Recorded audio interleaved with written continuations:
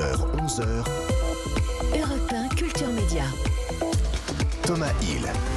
Ces jours-ci, on fait le bilan de l'année dans Culture Média et aujourd'hui, on reçoit le directeur général de l'info à TF1, Thierry Tuillier. Bonjour Thierry, merci d'être avec nous. Bonjour Thomas. Et merci d'être avec nous ce matin parce que je suis même un peu étonné. Vous prenez pas de vacances maintenant que la Coupe du Monde est terminée ? Non. Non. On a vécu une belle Coupe du Monde. Dans les vacances, c'est pour un peu plus tard. D'accord. Bon, alors la Coupe du Monde qui aura quand même pas mal bouleversé l'info de TF1 avec un journal de 20h décalé à 19h15. Et alors là, le son, c'est que c'est pas pour rien qu'on dit la grand-messe de 20h. Hein. C'est compliqué de changer d'horaire. Beaucoup de téléspectateurs n'ont pas suivi finalement.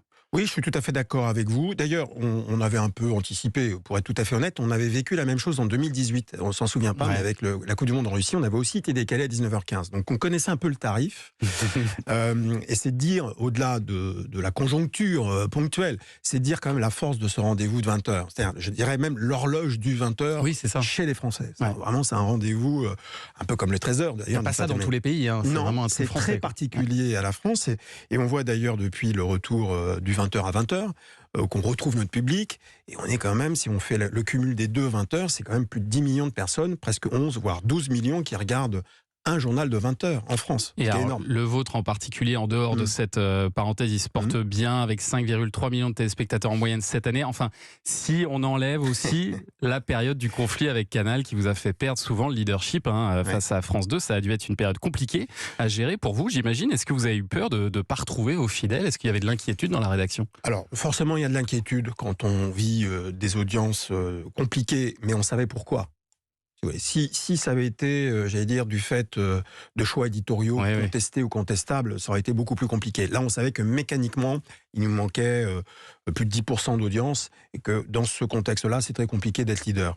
Et vous n'aviez pas peur que les gens restent sur France 2 C'est une question qu'on peut se poser. Et on a été très vite rassurés, en fait, de voir à quel point la force de ce rendez-vous du 20h de TF1, là, cette fois-ci, est immense et totalement intact puisque le public est revenu très vite. Et d'ailleurs, c'est un peu un hommage au travail de nos équipes et de la rédaction parce qu'assez vite, quand on a retrouvé la pleine souveraineté de notre audience, le journal de TF1 est redevenu leader, d'ailleurs comme cette semaine, alors qu'on revient à peine dans un format normal, quoi. Le 13h aussi avec une année particulière, avec l'absence pendant 5 mois de la titulaire, Marie-Sophie Lacaro, remplacée par Jacques Legros.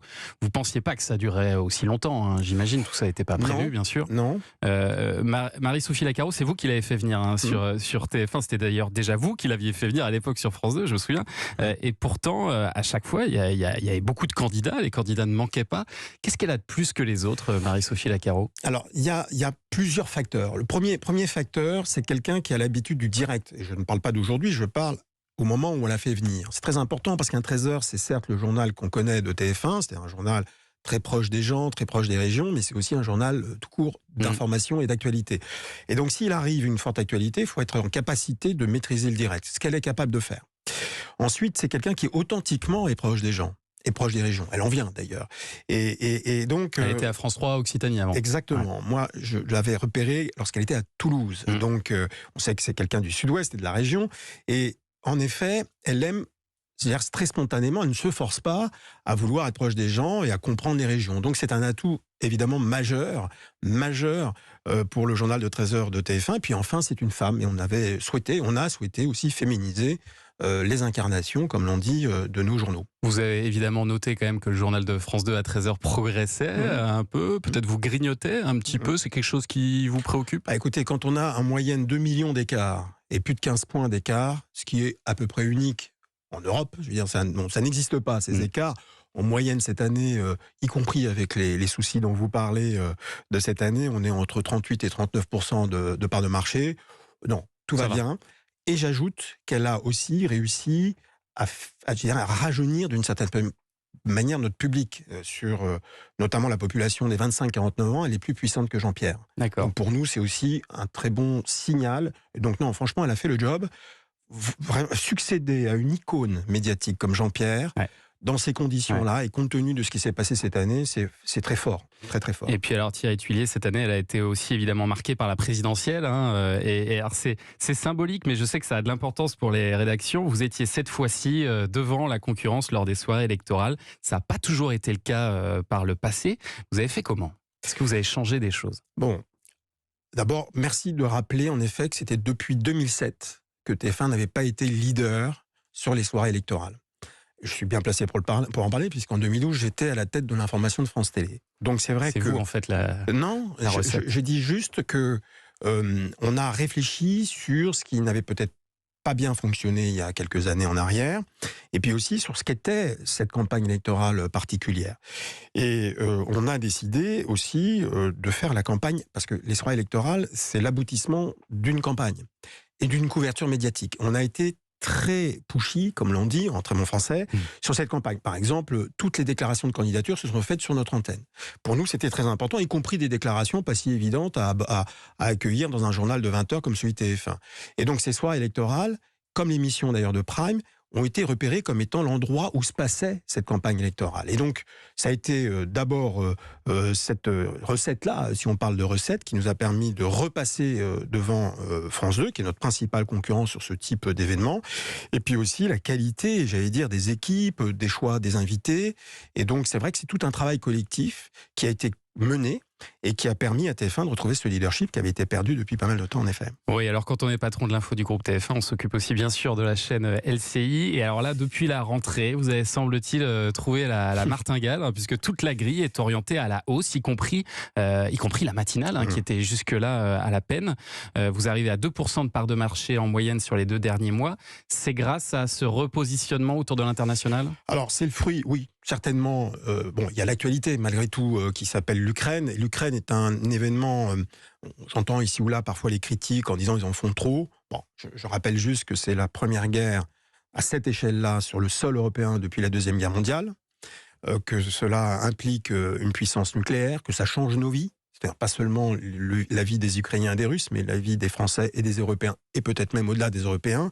Et donc c'est un événement majeur qui sans doute marquera un tournant dans l'histoire des relations internationales et dans l'histoire de l'Europe. Mais c'est aussi un choix. C'est un choix que vous ne faites pas, par exemple, pour les JT de TF1, où on va avoir beaucoup moins d'international, moins de guerre en Ukraine. Parce que je pense, c'est très bien de parler à la fois de TF1 et de LCI, pour nous avons des positionnements complémentaires. Donc je le répète, TF1, c'est pour l'essentiel de la proximité, du reportage et j'allais dire des longs formats. Et LCI doit s'inscrire dans le décryptage, dans l'expertise, en particulier sur des segments comme l'international, l'économie et la politique. Et donc, notre travail, c'est d'avoir les meilleurs intervenants dans ces domaines-là. On ne va pas singer la concurrence, en particulier la chaîne leader, la chaîne info leader comme BFM TV, qui est finalement une chaîne de break, là où nous devons être une chaîne d'approfondissement, ce que nous assumons. Mais aujourd'hui, c'est l'Ukraine. Demain, ce sera peut-être une séquence politique. Ça l'a été sur la présidentielle. Je rappelle qu'on a été la seule chaîne à recevoir notamment le débat des Républicains. Ouais. Ça peut être l'économie. On a parlé de meilleurs spécialistes. Vous spécialisez pas comme une chaîne positionnée sur l'international exclusivement. Pas exclusivement. Vous interdisez pas à l'avenir de changer. Pas du tout. D'ailleurs, regardez, dimanche et lundi soir, sur l'événement de la Coupe du Monde, on a breaké sur la foule, sur le débrief du match. Donc ce n'est pas un positionnement, on va pas devenir France 24 d'un coup, évidemment. Mais l'idée est d'être très premium, d'être très quali, et notre public nous suit sur ce segment-là. Donc tant mieux, y compris un public plus jeune. Plutôt dans l'analyse, si je comprends. Plutôt l'approfondissement, l'analyse, que l'image à tout prix et le breaking. Après, c'est vrai que l'international, c'est votre truc depuis longtemps, Thierry Tullier. On vous a connu chef de l'international à la rédac de France 2, puis vous y avez même présenté un magazine d'info international, un œil sur la planète. Ça vous manque pas de faire de l'antenne ? Alors, moi j'en ai fait un peu mon deuil depuis pas mal d'années maintenant. Non, en revanche, je vous cache pas que ce qui me manque le plus, c'est le terrain. J'adore le terrain.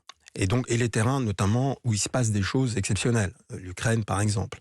Et donc, il est vrai que, de temps en temps, je me mets un peu à la place des équipes et ça me démange d'y aller. Et donc, voilà. Après, l'antenne n'est pas quelque chose qui m'a toujours guidé. Je trouve que aussi organiser les choses, être en anticipation, c'est tout aussi stimulant, finalement. Mais encore une fois, le terrain, oui, me manque. Donc vous n'êtes pas prêt de remplacer David Pujadas, je comprends bien. Non, je ne remplacerai jamais David. Par ailleurs, c'est un ami, vous le savez. Et donc, David est très bien là où il est. Et puis moi, je pense que je suis bien là où je suis pour l'instant, en tout cas. Voilà. Bon, merci beaucoup, Thierry Tullier, d'être venu répondre à mes questions ce matin. On vous souhaite une belle année 2023. À votre place, dans un instant, Stéphane Plaza, non pas l'animateur, mais l'acteur, car il joue dans une série documentaire de France 5. On sera aussi avec la réalisatrice de ce doc, Vanessa Pontet. À tout de suite sur Europe 1.